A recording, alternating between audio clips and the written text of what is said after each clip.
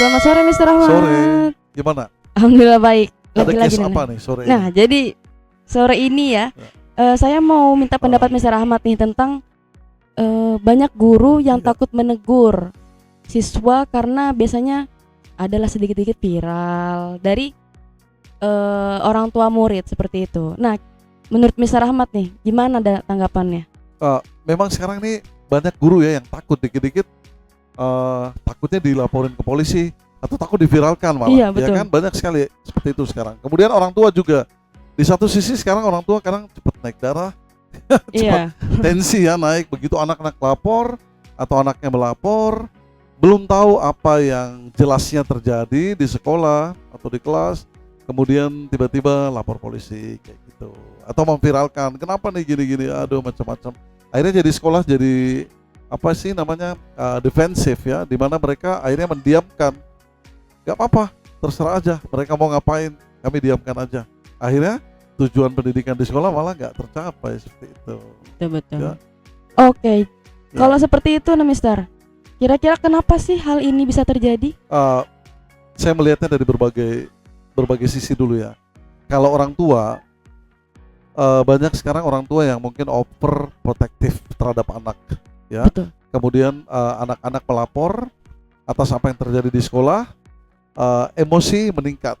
Padahal ini emosinya sesaat kadang-kadang, bahkan mereka kadang-kadang menyesali juga akhirnya, ya kan?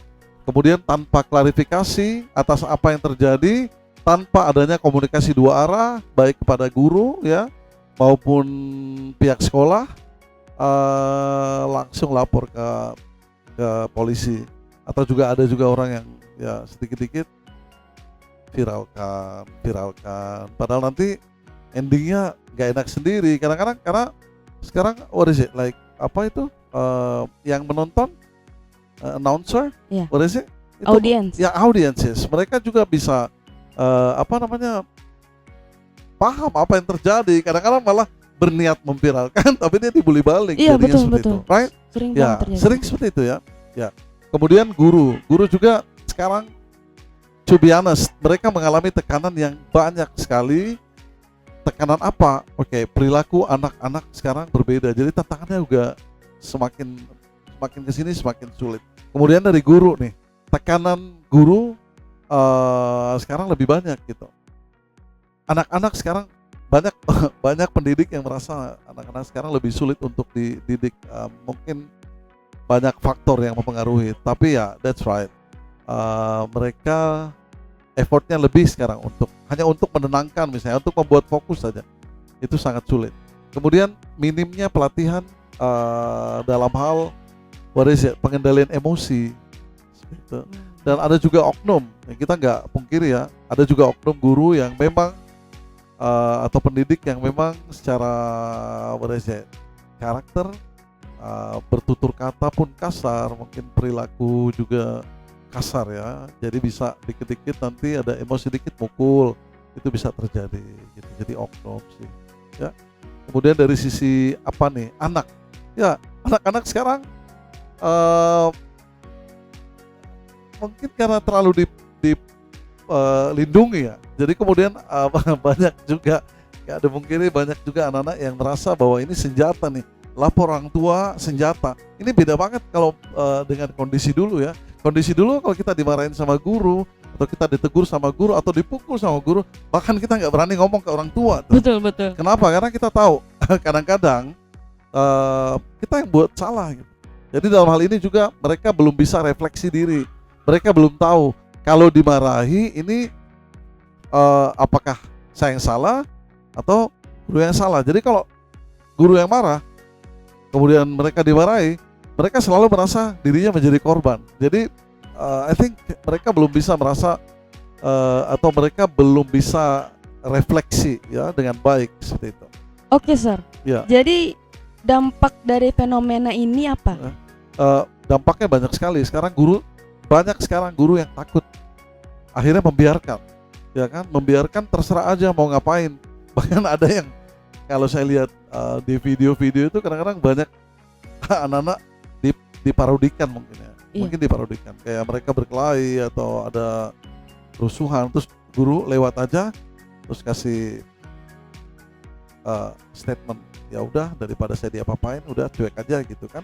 Oh, iya, Mungkin seperti benar. itu. Kemudian anak-anak juga sekarang mereka banyak, ya nggak semua, tapi mungkin mereka karena terlalu di proteksi over, jadi akhirnya mereka menjadi merasa terlindungi terus-terusan, bahkan untuk hal tertentu yang mungkin merupakan kesalahan mereka nggak ada masalah, mereka bahkan bisa jadi lebih malas, itu efeknya. Jadi nggak menjadi malas, kemudian juga tidak disiplin jadinya, ya.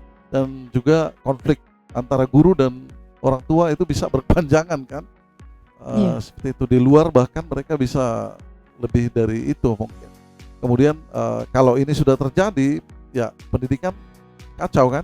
Betul, betul. Ya, seperti itu. Jadi untuk masalah ini solusi dari Mr. Ahmad apa ya? Oke, solusinya sekolah-sekolah harus ada SOP untuk case seperti ya konflik antara peserta didik dan juga pendidik, mungkin itu ya. Kemudian lainnya mungkin harus ada edukasi ke orang tua juga, dan ini sangat penting tentunya. Kenapa? Ya mereka harus tahu ya, dan bisa disampaikan lewat rapat kok. Rapat ya, saya pikir orang tua diundang untuk membicarakan hal-hal seperti ini yang berkaitan dengan kedisiplinan anak. Saya pikir mereka sangat welcome. Nah, di situ kan bisa dibahas tentang bagaimana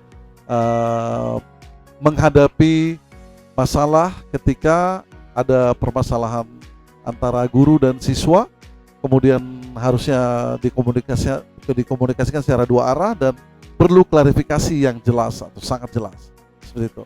Dan juga di sisi lain juga guru perlu refleksi, oke? Kita harus ingat bahwa tegas itu nggak selalu harus menakutkan, ya kan? Tegas itu nggak selalu harus kasar. Tegas itu tegas, ya kan? Menakutkan itu menakutkan. Kasar juga kasar. Jadi hal yang berbeda. Dan yang perlu dilakukan juga adalah komunikasi terbuka. Libatkan anak, ya kan? Jangan pada saat penyelesaian masalah kemudian anaknya nggak terlibat, ya kan? Jadi ada nggak nih pesan-pesan dari Mr. Ahmad? Ya. Oke, untuk mencapai tujuan pendidikan yang baik di sekolah, guru, siswa, anak itu harus selalu punya hubungan yang baik dan sehat. Kalau saling menyalahkan, saya pikir nggak akan ada habisnya, nggak akan ada solusi. Ya. Mereka harus komunikasikan dengan baik. Komunikasi dua arah itu perlu. Kemudian jangan sampai guru menjadi cuek. Karena kalau guru menjadi cuek, anak jadi korban sendiri. Bahkan sekarang banyak orang tua kan yang bilang, banyak orang pendidik yang bilang gini. Ya udah, bawa aja pulang anaknya, didik aja sendiri di rumah. Saya kan cuek aja sekarang, saya nggak mau lagi peduli, gitu kan? Nah, jangan sampai itu terjadi karena kalau cuek juga kasihan. Tujuan pendidikannya nggak akan tercapai. Oke, good luck untuk semuanya ya, guru, orang tua, anak harus selalu ada dalam hubungan yang sehat. Oke, Ya. terima kasih banyak Ya. Mr. Ahmad. Ya.